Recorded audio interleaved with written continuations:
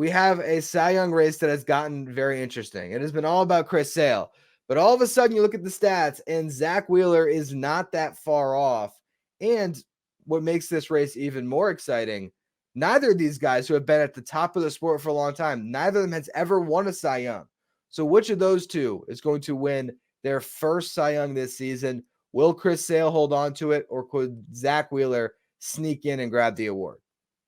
First off, I'll pull the curtain back and say I'm using StatHead and I'm using Baseball Reference to compare these two numbers. And both Chris Sale and Zack Wheeler have a real scratchy looking beard that goes well down their neck. They're big neck beard guys. And I'm actually a neck beard guy myself, so I have to be careful in trimming it. So it's just kind of funny how similar they look with the scraggly beard. But everything right now is favoring Chris Sale. I lean a little more towards Zack Wheeler with two extra starts right now. He has one, but by the time Wheeler goes out, he'll be two ahead. So Sale has missed two, but all the numbers are really favoring Chris Sale, and the innings pitch difference, isn't quite as big as what it was a few years ago when it was Zack Wheeler against Corbin Burns. But you mentioned Tarek Skubal, being a good candidate to win the Triple Crown for pitchers in the American League. Chris Sale is right there. He's got the most wins. He's got the lowest ERA, and he just crossed the 200 strikeout threshold, 206. In fact, the first left-hander in Atlanta history, in Braves history, with 200 strikeouts. I was surprised that Warren Spahn had never done that. A guy with 2,500 strikeouts in his career, 300 wins, all-time Hall of Famer. Chris Sale, first one to do that. So, as much as Zack Wheeler feels like he probably deserves the award, he's been beaten by Chris Sale, he's going to have the Comeback Player of the Year award.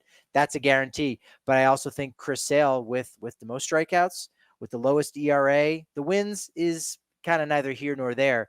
But even if you're just looking at wins above replacement, it is Chris Sale, I think, over Zack Wheeler. I'm going back to 2019 when Jacob deGrom won his second consecutive Cy Young, and I'm blanking. Hyunjin Ryu. That year, Ryu was leading the league in ERA for a long time, and at the very end, deGrom grabbed the ERA title, and that was sort of the last thing that put the odds back onto Jacob deGrom to win it. Zack Wheeler's at a 2.63 ERA. Chris Sale's at a 2.46. And Patrick, can you do me a favor? Look up the Baseball Reference war between these two while I'm talking about this, because I was trying to look into what's the difference between B war and F war. And on the pitcher side, the difference is Baseball Reference looks at runs allowed average, whereas Fangraphs looks at FIP. So you look at the war numbers. Chris Sale, according to Fangraphs, is a 6.1 war. Zack Wheeler's got a 4.4 war. So it's drastically in Chris Sale's favor. The reason Chris Sale's FIP is 2.02. Zack Wheeler's FIP is 3.27. So what that tells us is when you isolate the pitching, get rid of the defense around them and everything else, Chris Sale has been the most dominant pitcher in the National League by a wide margin. But the case for Wheeler is going to be if, let's say Chris Sale has a blow-up start in front of everybody against the Mets, and his ERA jumps and it's higher than Zack Wheeler's, and the Braves miss the playoffs. Like that's the only way where I could see Chris Sale not winning this thing, is if he ends up dropping it in the ERA category. Because if voters are focused on fielding independent pitching and a Corbin Burns-esque case, there isn't an argument for Wheeler over Sale. For Wheeler, it's all about if he can pace him in innings and ERA, really. It sounds to me like when you look at FIP, the Philadelphia Phillies have actually played some good defense for Zack Wheeler. That's crazy to have to say.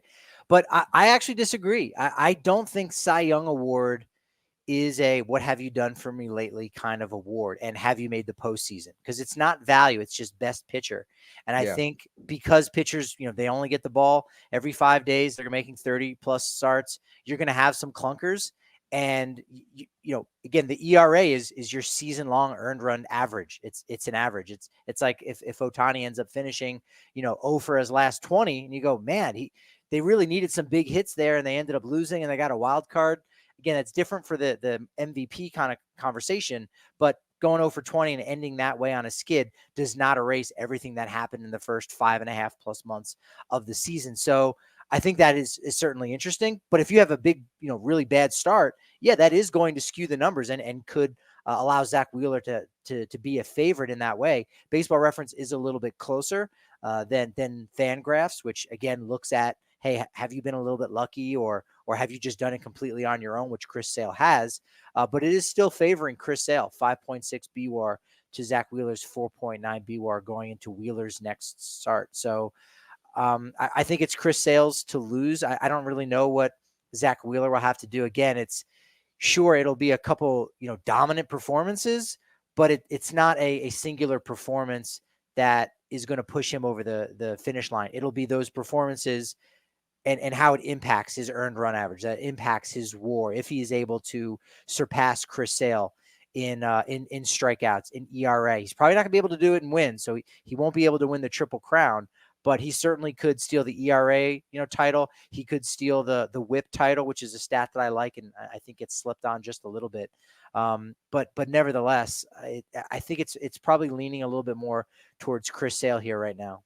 Yeah, I think so for sure. I honestly think that it's going to come down to that ERA title in particular. If not even that alone won't do it. Like, let's just say Chris Sale ends up with the 2.55 and Zack Wheeler 2.54. I don't know if that alone is going to all of a sudden win Wheeler the award, but I think it'd have to be at the end. And that's what happened, like I said, in 2019 with Ryu. He had a couple bad starts, and Jacob deGrom ended up taking that ERA title.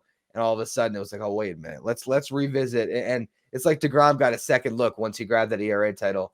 I think that's what has to happen with Zack Wheeler. He's sort of come out of left field where he has been great all year, but at one point it was Ranger Suarez. Another point it's been Christopher Sanchez. These other guys on his team that were getting a lot of attention.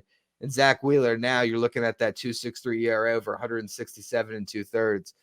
It's starting to make a case for himself, but I think I'm right there with you. Chris Sale is the clear favorite and ultimately should win this award unless he slips up down the stretch.